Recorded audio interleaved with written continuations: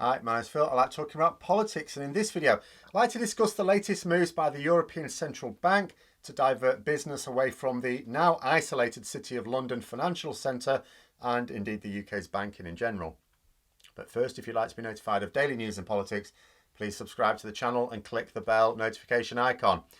So, of all the mad justifications for Brexit, there were a couple of not completely insane ones. There were.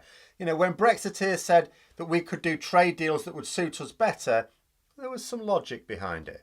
We couldn't do better trade deals in overall terms, of course. Like, your bargaining position in trade negotiations is largely governed by relative buying power. If you represent a large market hungry for the goods of the other side, then it's worth that other side accepting quite a few concessions for the promise of a major boost to their exports. By leaving the EU, our buying power was obliterated. That being said, there was, as I say, some logic. Because when the EU negotiate trade deals, it needs to be 100% of its members agree in order to finalise it. That means each individual member state needs to have its own interests covered. So the trade deal has to be something that is better for each individual member state and mustn't harm any of their important sectors. Obviously, the bigger the member, the more you get out of it, which included the UK. We used to be one of the big three that got most of what we wanted. But there was a certain logic in organising trade deals that focused on only what was important to the UK economy and only what was important to the economy of the other side. And then all the things that's important to, like Greece or Italy or Portugal, you just leave those out. Fine. However, even this tiny kernel of justification for Brexit has been wiped out by Boris Johnson agreeing the trade and cooperation agreement with the EU last year. The EU is by far our biggest trading partner, and that wasn't because we joined them. It was our biggest trading partner before we joined the EEC. We joined the EEC to get even better terms with what was already our biggest trading partner for both goods and services. We are a heavily service-driven economy. If we were even paying lip service to the justification for Brexit, then our negotiations with the EU would have focused heavily on services because that's what's important to our economy. And top of the tree in the UK is banking, financial services. It goes without saying, it contributes more of our tax receipts than any other sector, as well as providing some well-paid jobs. It's not just about the greedy fat cats at the top, because that's what's important. It's not always ideal to just look at how much money certain sectors of our economy make. What matters is how much taxes are being raised from their activities, because that goes on to our essential public services. Or at least it does when the Conservatives aren't in government. And the number and quality of jobs is also important because, well, we quite like having incomes. Banking in the UK employs over 1 million people. Not as many as in healthcare, nowhere near as much as in retail, but the average wage is a lot higher. Hence the higher tax revenues raised. But it's still a major employer. Essentially, if the EU were able to divert business away from the genuinely very successful UK sector and into their own financial districts, the direct impact on us would be lower tax receipts and more unemployment. And like I always say, unemployment has a domino effect. If you have a load of people lose their jobs in a particular area and there's not another one to pick up, then they aren't spending their wages in the local shops because they ain't got any. So those local services and shops also suffer, and more job losses result, which also means lower tax receipts, and so on and so on. In addition, because there'll be more people needing benefits if you can't pick a job up, our public expenditure bill goes up at the same time as tax receipts come down, meaning some public services have to be cut altogether. This is exactly what happened during David Cameron's austerity programme. Exactly what happened.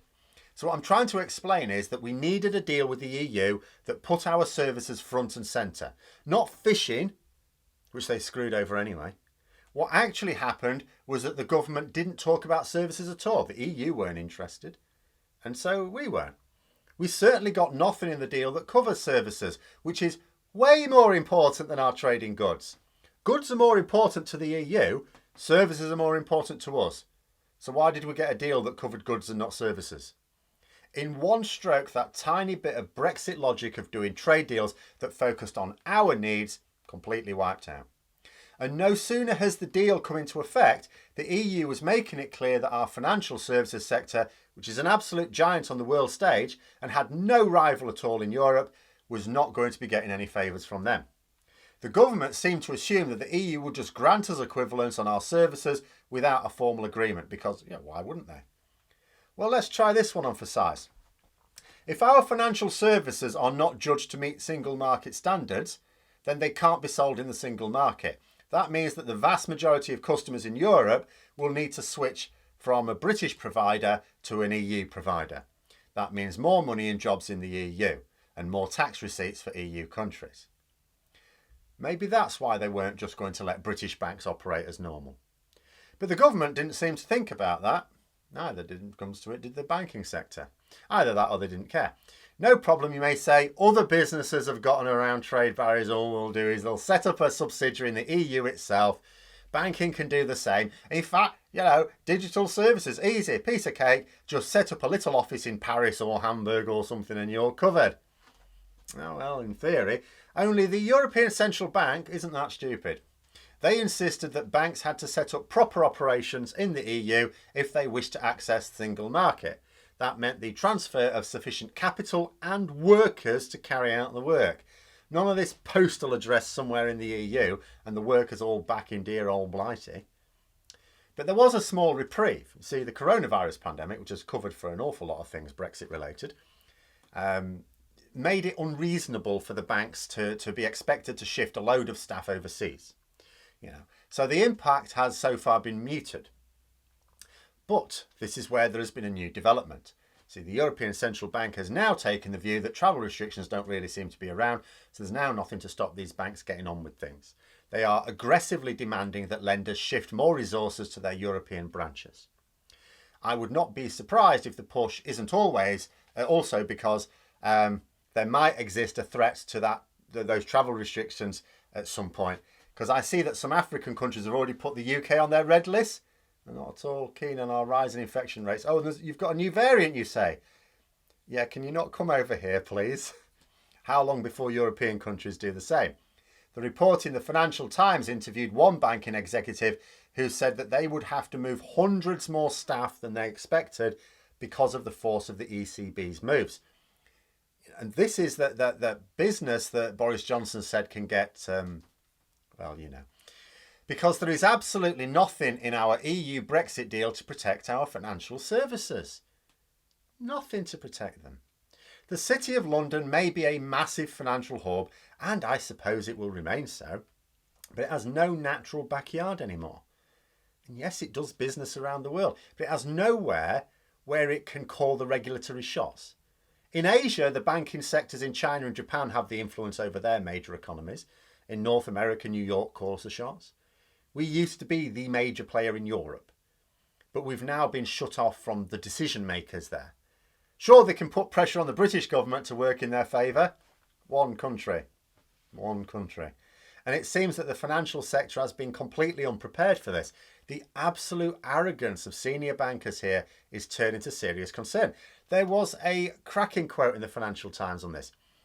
It's not stricter than the letter of what was agreed, and there was a perception that surely they can't mean that. Surely they'll see reason once we get underway. Turns out they did mean that, and they're pretty good at enforcing it. Basically, bankers didn't really think that the EU were going to follow through with their threats.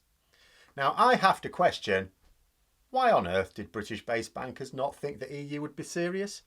I mean to say, why on earth did they think the EU would allow us to keep a competitive advantage as a third country? They constantly said that they did not want to see a Singapore on the Thames on their doorstep. Like I say, pure arrogance to think that this wouldn't happen. And note that the quote isn't saying that the EU are harder. It's not saying that the EU are applying a harsher interpretation than they understood it to be. They're freely admitting that the EU are doing exactly what they said they would do. The quote makes clear that the EU are just doing what they said they would do. It's just that bankers here didn't think they would. How many others have underestimated the impacts of Brexit just because they didn't believe the natural consequences that would take place? Not just financiers, ministers, captains of industry. How many CEOs have already been saying that they didn't understand how Brexit was going to impact their business model? Just how much ignorance has been allowed to inform our so-called planning for the biggest divergence in trade relations in history? But those are my thoughts. Let me know yours in the comments below. I hope you found the video interesting. If you did, don't forget to click the like button. If you'd like to support the channel further, please also click the Patreon link for details. And until next time, I'll see you later.